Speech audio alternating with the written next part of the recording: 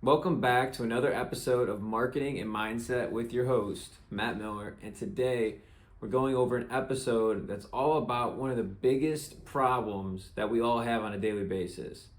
And that problem is the issue of distraction.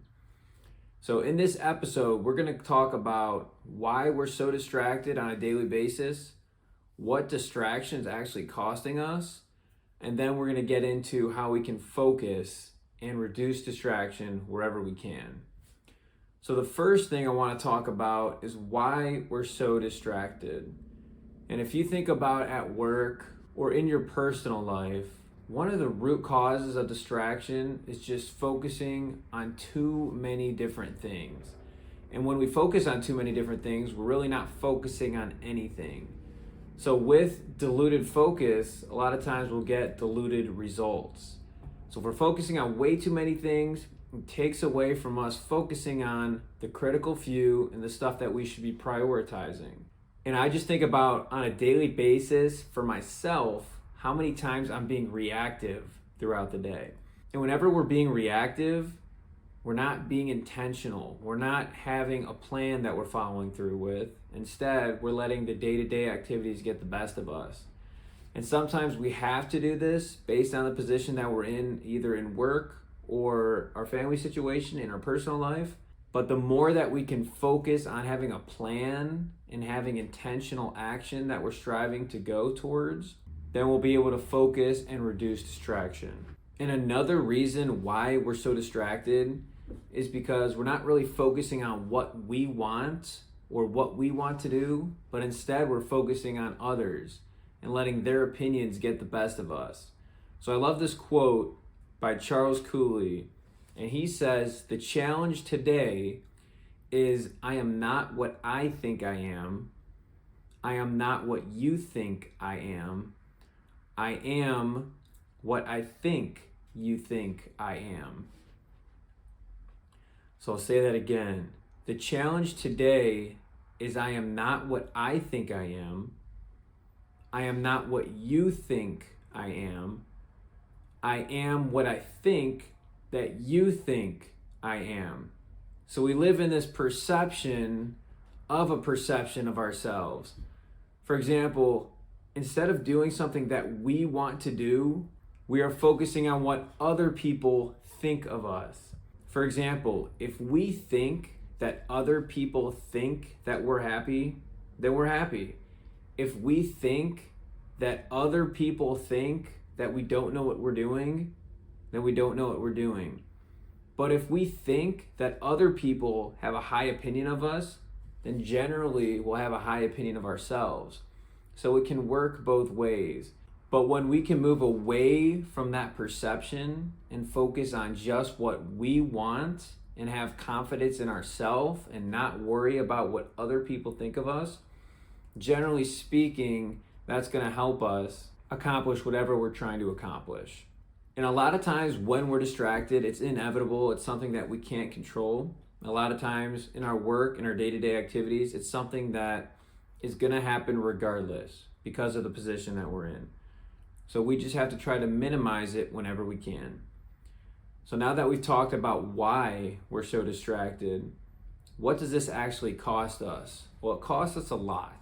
So focusing on too many different things and being diluted, it often gets in the way of our goals. It'll get in the way of our dreams, of our ambitions, because we're not attacking the same thing over and over with all our power. Instead, we're spread way too thin. And because of that distraction, we're not focusing on what really matters to us. In addition to that, we're also being less productive. And there's this research by Dr. Gloria Mark, and she did a study all about the cost of distraction. And this is very eye-opening. So this article talks all about data specifically to corporations. And it says the average worker gets only 11 minutes between distractions. So it's saying that we get distracted on average every 11 minutes. And then it goes on to say that it takes 23 minutes to recover from a distraction. So to fully recover and get back to where we were, it takes 23 minutes. So if we're getting distracted every 11 minutes and it takes 23 minutes to recover, that's telling me that we're never really able to fully recover throughout the whole entire workday. And it says that in financial terms, we'll use an example. We'll say the average salary at your organization, we'll say is $50,000. So an employee that's making $50,000, if they're distracted only one time, the opportunity cost there is 23 minutes, according to this research. And then that 23 minutes translates into $9.69. So the average employee is making $50,000, and if they get distracted once per day, that's 23 minutes of distraction, and that'll cost $9.69. So if you have 55 employees, for example, that $9.69 times 250 work days per year times 55 employees, and we'll use one distraction per hour in this situation. So we'll use 8 total distractions per day. So 969 times 250 work days per year times 55 employees times 8, which is one distraction per hour. And that comes out to over $1 million in lost productivity. That's the opportunity cost. It comes up to just under $1.1 million. So if you take 55 employees, one distraction per hour, 250 work days per year at $9.69, you're talking over $1 million. So that's the burden that it has, financially speaking, in lost productivity, which is insane. So if you think about it, it makes sense, because throughout the day, there's so many different things that are coming up. There's so many people pulling us in different directions that we really can't focus and be in that flow state where we're actually getting stuff done. And it gives an example here, and it says, use a timer on your phone and count 1 to 26 and time yourself. So 1, 2, 3, 4, 5, 6, 7, 8, 9, 10, all the way to 26. When I did it, it was like 6 seconds. And then next, time yourself as you recite the alphabet, and then record how long that takes. So A, B, C, D, E, F, G, H, I, J, K. And that took me about 5 seconds. And now, to show the example of distraction, it says, now alternate between the two activities. So instead of counting 1 to 26, then A to Z, count A1, B2, C3, and see how long that takes. And it takes a lot longer. When I did it, it took me like 40 seconds. If you say A1, B2, C3, D4, E5, so on and so forth, that just shows the example of distraction and not having that focus, and you're being diluted. And that's the cost of distraction at work. And that shows an example of how we're distracted and how it costs us time. So all of this begs the question, how can we focus? Well, we have to focus on what we can control, and we have to know exactly where we want to go, and we have to plan ahead. And one thing that I do is every Sunday, I'll write down what are the critical few things that I have to accomplish every single day. And I'll write that down. I'll do that planning every Sunday. So for example, today it was, I needed to bike or swim, and I did that. And then I needed to record and edit this podcast. And then I also talked about how I had to record the outline for this podcast. So those are the 3 things that I needed to do today. And then I list that out for Tuesday, for Wednesday, all the way through Sunday. And if I get those critical few tasks complete, I'll know that I'm heading in the right direction for the week. Another thing that I try to do is I try to synchronize my work schedule with my personal schedule.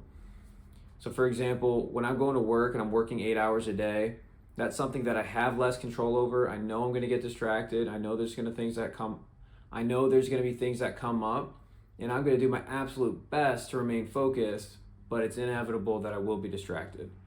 But I can control the commute on the way to work, and I can control the commute on the way home, and also, at times my lunch break and stuff throughout the remainder of the day.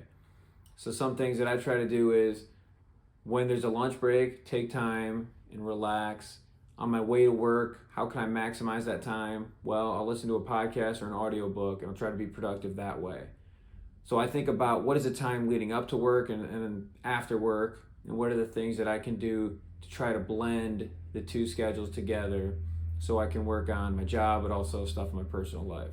And another example of that would be, during my lunch break, maybe I have to make certain calls and schedule different appointments and take that time during the lunch break to get that done so then I can save time when I get home. And then lastly, I try to focus on the big picture and not get caught up in all the day-to-day stuff.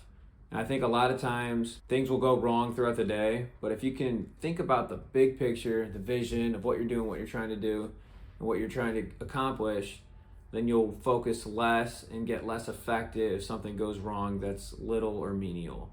So in this episode, we talked about why we're so distracted, and I love the quote by Charles Cooley: "The challenge today is not what I think I am, it's not what you think I am, but it's what I think that you think that I am." And then we talked about what distraction really costs us, especially in financial terms. And then lastly, a couple things that we can do to reduce distraction and focus, which was creating a plan at the beginning of the week, synchronizing our work and personal schedules, and focusing on the big picture and not getting so caught up in the day-to-day stuff. And if we can do those three things, we'll set ourselves up for better success and hopefully be a lot less distracted throughout the day. So thank you guys for listening to this episode, and we'll be back with another one shortly.